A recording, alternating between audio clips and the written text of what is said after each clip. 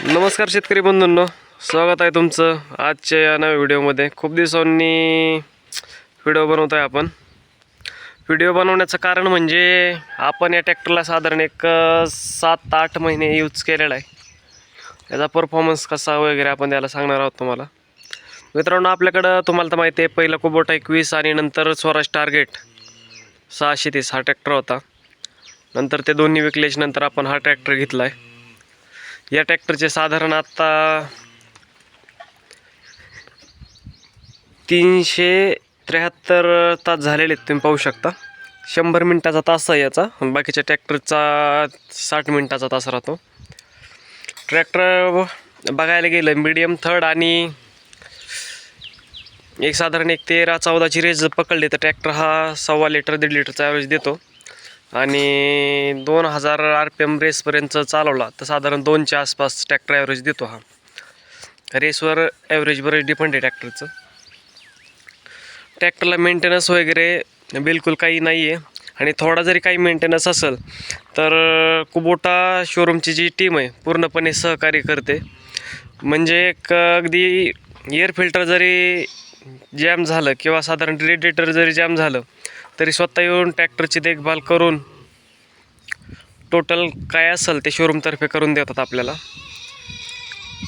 आणि तुम्हाला माहिती आहे, तुम्हाला मागे एकदा रिव्ह्यूमध्ये सांगितलं होतं आपण, बाहेर टायर पलटी केल्याच्या नंतर ट्रॅक्टरची रुंदी ही आपली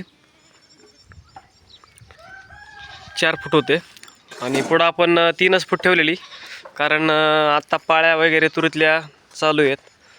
तुम्हाला मी स्टिअरिंग फिरून दाखवतो 1 मिनिट। तर तुम्ही पाहू शकता पुढून असा 3 फूट झालेला आहे आणि मागून 4 फूट आहे। आपण मागचं टायर हे पेरणीसाठी बाहेर काढलं होतं ॲव्हरेज पाहायला।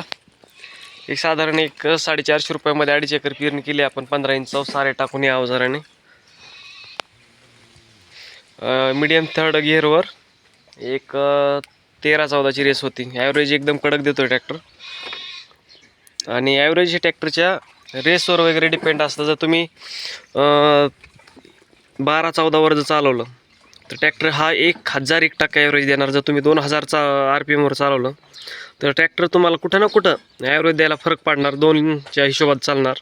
आणि त्याच्या पुढे जरी तुम्ही वाढवली 2600पर्यंत तर 100% ॲव्हरेज डिझेल जादा खाणारच आहे ट्रॅक्टर मित्रांनो।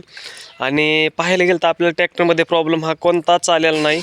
जो आलता हा रेडिएटर जॅमिंगचा आलता, ऊसामध्ये रेडिएटर जॅम व्हायचं, तर कंपनीने स्वतः ट्रॅक्टर घेऊन जाऊन म्हणजे रेडिएटर वगैरे सगळं काढून दिलं होतं आपल्याला। हे असा कचरा याच्यात ओढला जायचा, कारण ऊस बांधणी ही पावसामुळं खूप लेट झाली होती आणि एक किडांचा प्रकार आहे नाचण्या म्हणून, तर त्या जास्त याच्यात जॅम होत्यात जातात।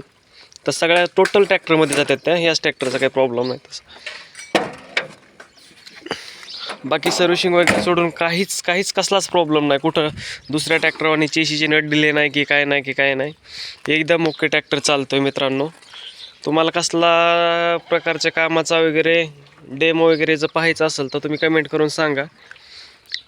ही टायरची कंडिशन आहे आत्ताची आपल्या। पुढची तुमच्यासाठी पाहिजे ते आपण अवजार वगैरे जोडून व्हिडिओ बनवू, तुम्हाला डेमो देण्याचा प्रयत्न करू। धन्यवाद।